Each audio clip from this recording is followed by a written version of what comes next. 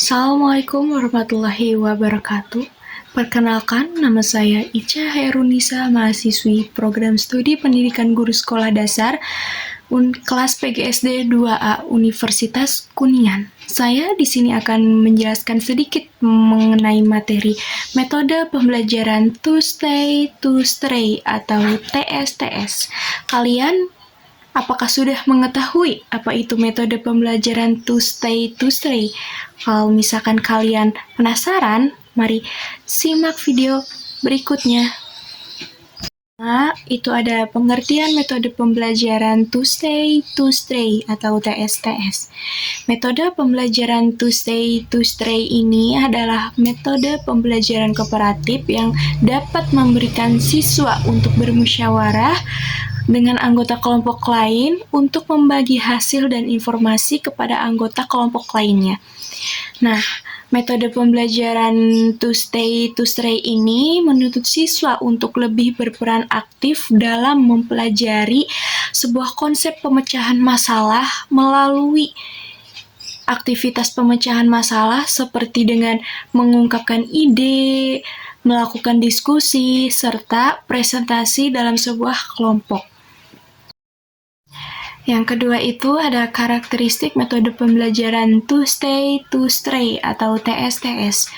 Yang pertama itu ada siswa bekerja dalam kelompok secara kooperatif untuk dapat menyelesaikan materi belajarnya.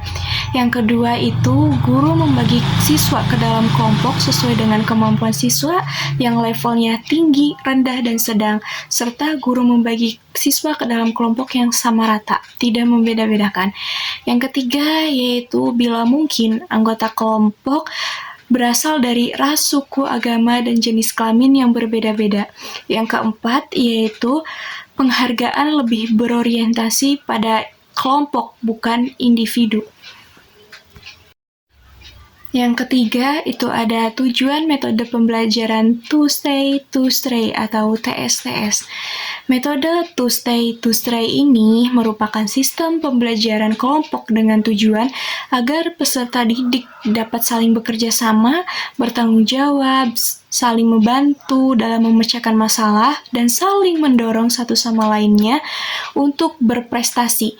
Metode ini juga melatih peserta didik untuk bersosialisasi dengan baik. Selanjutnya ada langkah-langkah atau sintak dari metode pembelajaran to stay to stray atau TSTS. Yang pertama itu ada guru menyampaikan indikator dan tujuan pembelajaran. Jadi dalam artian ini guru menjelaskan tujuan pembelajaran yang akan dicapai dalam proses kegiatan pembelajaran tersebut.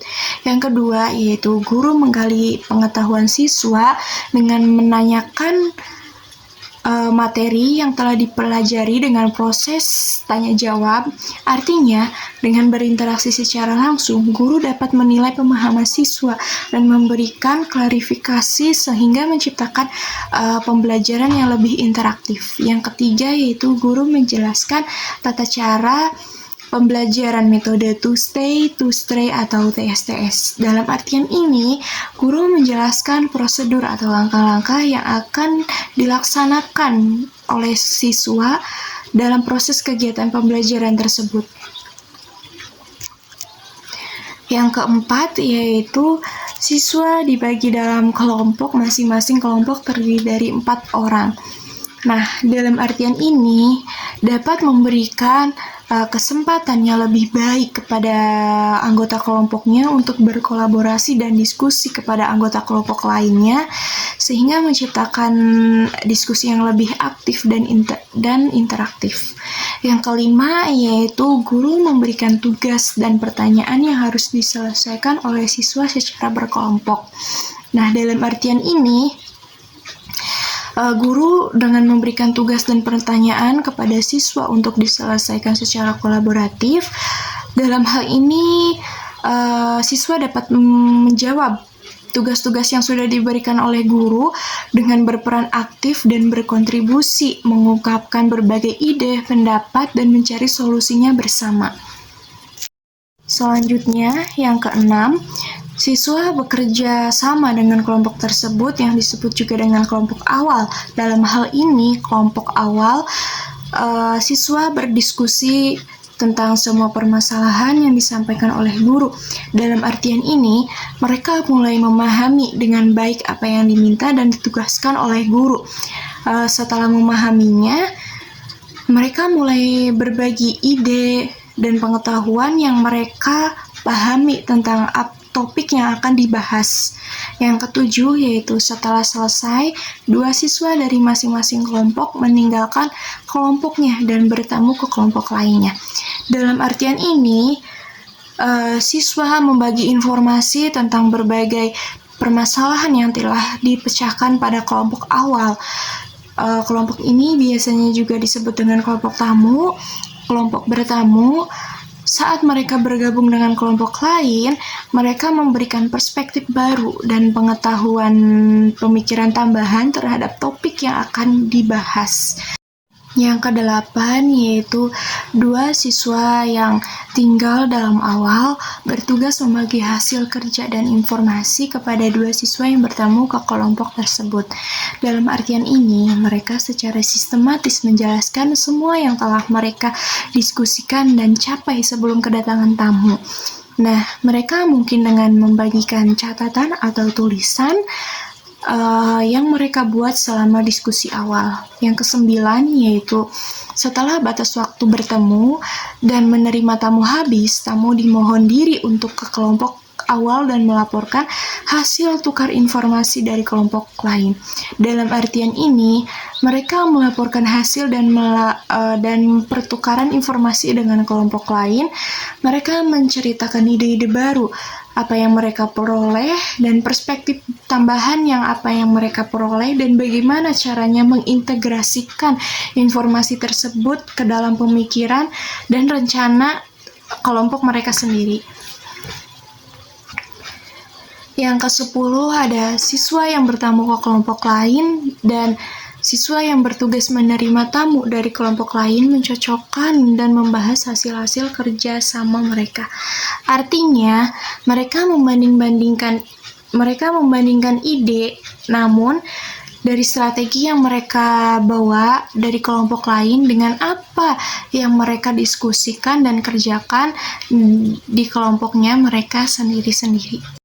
Terakhir, itu ada kelebihan dan kelemahan dari metode pembelajaran Tuesday atau TSTS. Yang pertama itu ada kelebihan.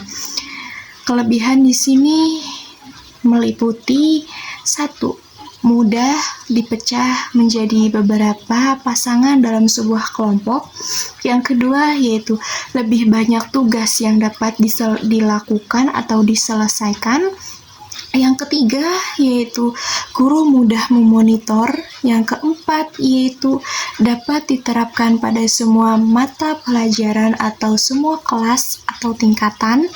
Yang kelima yaitu kecenderungan belajar siswa menjadi lebih bermakna. Yang keenam yaitu lebih berorientasi pada keaktifan. Yang ketujuh yaitu diharapkan siswa akan berani untuk mengungkapkan pendapatnya dan mempresentasikan hasil diskusinya. Yang kedelapan yaitu menambah kekompakan dan rasa percaya diri siswa. Yang kesembilan yaitu kemampuan bicara siswa dapat ditingkatkan lagi. Yang ke-10 yaitu membantu meningkatkan minat dan bakat serta prestasi belajar siswa. Yang terakhir ada kelemahan metode pembelajaran Tuesday atau TSTS. Yang pertama itu ada membutuhkan waktu pembelajaran yang cukup lama. Yang kedua yaitu siswa cenderung tidak mau belajar dalam sebuah kelompok. Yang ketiga yaitu bagi guru itu membutuhkan banyak persiapan seperti dana, tenaga, dan materi.